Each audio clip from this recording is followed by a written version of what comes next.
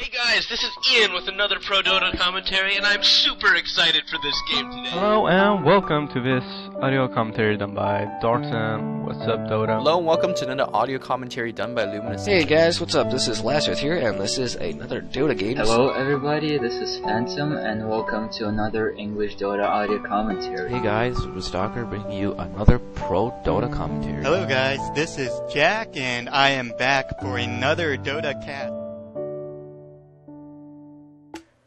Hey everyone, this is Luminous bringing you yet another I Just Woke Up commentary, and today we have Starsboba versus LGD.sGty, 40 MYM defending Pride number 12 here. And I believe this is group stage A. This is probably, this is definitely match number 2 here.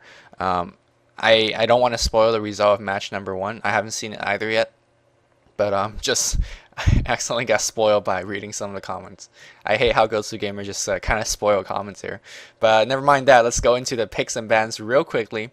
LGD.sGty first bans the Enigma here.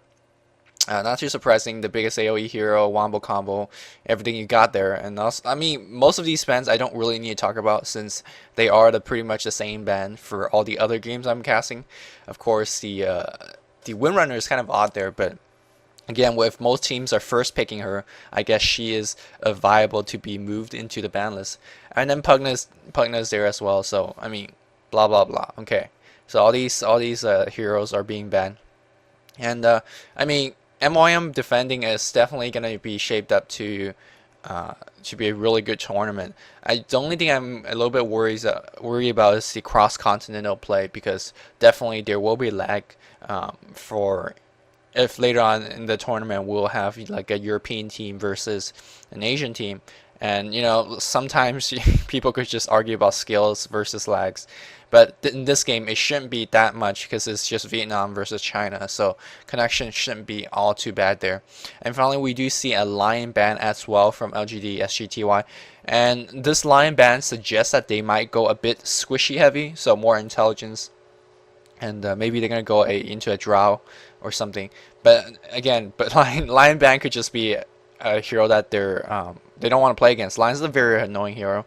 Also, they might want to go into a Storm Spirit. That's also a choice, because Lion is one of the better Storm Spirit counter picks, especially the Lion gets a Blink Dagger here. It looks like Starsboba has allowed LGD to get the Doom here, and no Doom ban. But I mean, Doombringer is definitely a great hero, but I think in the hands of many Chinese teams, I think banning a Shadow Fiend is more in high priority than a Doombringer, as Starsboba counterpicks with probably the two best picks in this version, which is Witch Doctor and Vengeful Spirit. Those two heroes need no introduction. However, both of these two heroes are being played by a Vietnam team and not a Chinese team, so I'm not too sure whether they're gonna go to the Maledict instead of Voodoo, level 1 magic missile instead of, you know, maxing aura and everything. But it looks like LGD has came back with Crystal Maiden and Darkseer. It's pretty nice that these teams are picking fairly quickly, although it doesn't give me a lot of time for analysis here. You guys don't have to sit through basically 10 minutes of picks and bans, which by the way will be worse than 6.68. So apologies there. I generally like to talk about picks and bans. Just give a little bit of analysis so some of the newer captains out there could kind of get a better insight of why teams are picking what they're picking. And just for looking from Scourge real fast, they might be going for a more heavy mobility team. You see Doombringer with Scourge or Earth move really quickly. On same note, Surge from the Darkseer allows, you know, one hero to move very quickly, and similarly to help out with that, the Crystal Maiden, Frost Nova, and all her like slowing frost spells make the opponent move slower. So the mobility right now is definitely in the favor of Scourge hero. Counter picking with that, they're gonna go into Slaughter. I think Starsboba generally like to pick Slaughter. He is definitely a great mobility hero, kind of to match up to what LGD.sGty get. And I mean, he, you know, amplified damage, sprint crush. It's definitely a great combo, and he definitely lanes very well. They're probably gonna throw him with a Witch Doctor, or even trialing with a Witch Doctor and Venge. So we'll see how that plays out here. And one thing I like to point out is this is not 2009 picking. This is CH picking. I think that's Chris Buck. A little bit confused. I think 2009. If you watch any Jack's commentary, he always say 2009 is a mastermind. in Chinese Dota picking. And I generally have to agree. 2009 has been a little bit on a losing streak lately. He hasn't been playing mid solo too well. But as a picker, I think he's a great picker. As CH picks a Storm Spirit after Morphling. And I mean, that Storm Spirit pick doesn't surprise me all too much, given the line ban. I mean, again, like what I said earlier, the line counter picks quite well against the Storm. So, I mean, there we go. We see a Storm Spirit and a Venomancer. Venomancer is starting to be, I don't know, I'm wishing that Venomancer will become more of a stable kick. eHome has showcased it in 2 games where they just total rape Pwn Face. One of them Jack casted, the other one I haven't seen, but it's also another Venomancer here. Venomancer pick. I definitely worth recommending checking out Jack's commentary of eHome versus LGD.sGty, where eHome picked a Venomancer, and it was a great way to play it. I don't want to spoil how the game went, but that Venomancer didn't get a single point of experience till like 6 minutes or something. And that Venomancer still was very, very helpful to his team, and a very, very unique skill set as well. Starsboba is rounding down, and they go to a last pick, Furion here. I will be pausing this commentary at the 6-minute mark, so if you guys are listening at the MP3, please get there and pause the replay or the commentary at 6 minutes. So there we go. We have Soso playing the Furion in the last Starsboba game I did. I was saying that Furion is first man worthy when you're playing against Starsboba. They generally gank quite well with the Furion, so let's see how that plays out here. And the only thing I'm a little bit worried about is the lack of really hardcore, like undodgeable disables against the Storm Spirit here. And by hardcore undodgeable disables, I mean they really need a hex or like a non-projectile stun, a stun that like automatically stuns when you cast it. You know, things like Cask, Magic Missile, you could, you know, fairly dodge quite easily. And of course, the Slaughter, you gotta get up to face, close to face here. So the Storm Spirit could have a great time ruffling around because there's no hexes, there's no like frostbite. So there might the Sentinel team might have a little bit trouble against the Storm Spirit. I mean, but the Sentinel team is still quite stun heavy here. Of course, a Sprout is not a great stun, but it's definitely a good stun against a mobility team. I mean, it don't matter if you have Scourge or Surge or whatever. If you're Sprouted, it doesn't matter. Now, given pro players, if they're getting Crawling Blades or Tangles, the Sprout will be fairly useless early game because, I mean, most pros would just easily Sprout out. But in the mid or late game where, you know, Crawling Blade and Tangles won't be as in high quantity on the enemy team, then Sprout becomes more and more useful. So I'm also very interested in see how Soso, he's probably gonna solo mid with this, and then have like a Venge Morphling. Yeah, I'm very interested to see how the Prophet level up his skill build. And a prediction is that he's probably gonna max teleport a single level in Sprout, keeping the mana cost and keeping the mana cost low, and the rest just pump into stats. But we'll see. I'm not sure if they're gonna go push heavy and get some Force of Nature. So we'll see how that plays out. And then not too sure how the Scourge will be laning. I probably Doom solo mid, and they will have ZSMJ on Doombringer. So finally ZSMJ not playing Drow Ranger, Dusa, or Phantom Lancer, or Sven. I think he plays a pretty nice one. But yeah, he's gonna play Doombringer today, so let's see how he plays out. Now, not to spoil anything, I don't know. ZSMJ seems like he only could play those three or four heroes. When I say he only could play those heroes, I mean like when he plays those 3 or 4 heroes, he is on another level.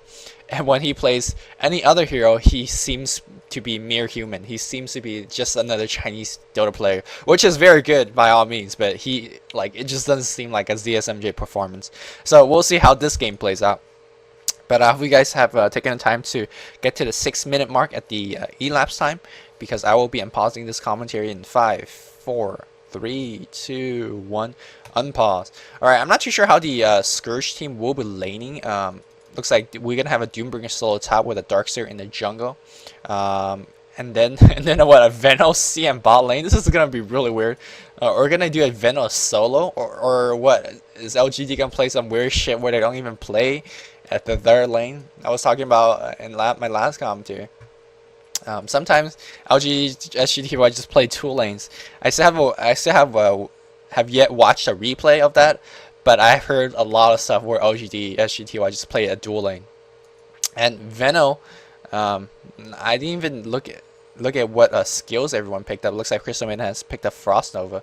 Let's see, they are gonna do a Witch Doctor Slaughter top lane, which is very, very strong, as we see the entire Scourge team camping around this area. And we'll see. Most of these heroes hasn't even picked up their first skill yet, as a clump here, Cluster F, and they will meet the Slaughter and the Witch Doctor uphill. I think they're seen here. Let me look at Sentinel Vision. No, they are hidden here, as we see Slaughter and Witch Doctor coming around, and they will find someone. No, they won't find anyone just yet here, but I think the Sentinel team is surrounded. We do see Furion TP, and there is a, they are gonna definitely go in for the Slaughter. Slaughter are gonna take some damage. There will be a cast going on. They're gonna focus on Veno. Veno very low HP. Veno will take a lot of damage here. Slaughter definitely in trouble here. Slaughter, I think Slaughter is definitely gonna kill. Once Venomancer Gale cools down. Oh no, what are you doing? Oh, what a close first blood. I think he chanced a little bit. It looks like Crystal Maiden will be picked off as well. Crystal Maiden does get picked off. Witch Doctor now definitely in trouble. Oh no, that cast bouncing like motherfucking crazy here, and they're gonna go for Venge instead. Venge taking some damage as well, and I'm not too sure. Did Doom pick up Scourge? No, I think he picked up Devour here. I think Scourge will definitely be really, really helpful. He is a solo hero, so he will get to level 2 fairly quickly, as we see this first spot still going on here. And oh my god, that Doombringer will go down as well. That Scourge Earth will pay off, and Slaughter doing some nice blocking, so ZSMJ being picked off as well. 4-2 in favor of Starsboba, 52 seconds in, so this is a high intense game. Meanwhile, in the mid lane, Stormster had the entire free farming, so he got 5 creep kills so far, 6 creep kill. Meanwhile, Prophet only has 0 here, because he has been ganking like a mofo up top lane. Meanwhile, there's even more action. Venomancer is up top lane. So far, this is a very, very high action top lane. Yeah, they're refusing to play the bottom lane for LGD.sGty. They're gonna give the entire free farm to SB Rekka. The Morphling here. So this is finally I get to see an LG game where they just ignore the entire bottom lane. I think the Darkseer might teleport there later on, but we'll see how that plays out here. But right now, this is very, very strange laning for LGD.sGty. I heavily do not recommend any captain telling their team to play like this, as we see another death going on. The Prophet doesn't even need TP, and just the amount of stuns, amount of nukes, and they will pick off Venomancer once again. So LGD.sGty falling into an early deficit here, which is quite unconventional or quite unusual of LGD play. Generally, LGD just stomped their opponent from start to finish. LGD is on a tiny slump lady, as we see. Yeah, that's what I mean. Darkseer picking up a little bit of experience in the lane, helping out with ganks and everything, and then teleports on bottom.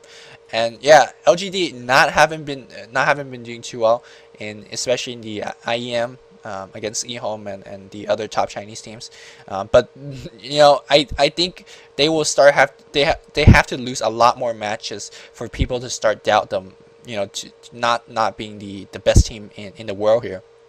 Because in my opinion, they are still very, very good, if not the best team in the world. And I mean, eHome will definitely want to argue against that, give them a run against their money. But let's see how this game will shape out. And as we see, 3 of 4 hero, there is a great observer ward placed on top lane by LGD.sGty, and this is CH's ward. This ward you will see a lot of backstab into the jungle, and I mean, we definitely saw a lot of that. We see Furion TPing in, and they are definitely going to gank for the Venomancer. Venomancer will definitely die here. I don't think even Furion needed to teleport, but look at Furion. He already has an Urn of Shadow. An Urn of Shadow in early game is just scary. I mean, that's just scary. That's the 200 damage nuke. And I mean, on a hero like a Crystal Maiden, a Venomancer who has no HP anyways, that is definitely scary. So, meanwhile, we do see that Storm Spirit at level 5, 20 and 5 creep kills, so he's farming definitely very, very well, especially earlier game. It looks like these two heroes are duking it out. Of course, Storm Spirit does have 3 Tangos and a Invis Rune, so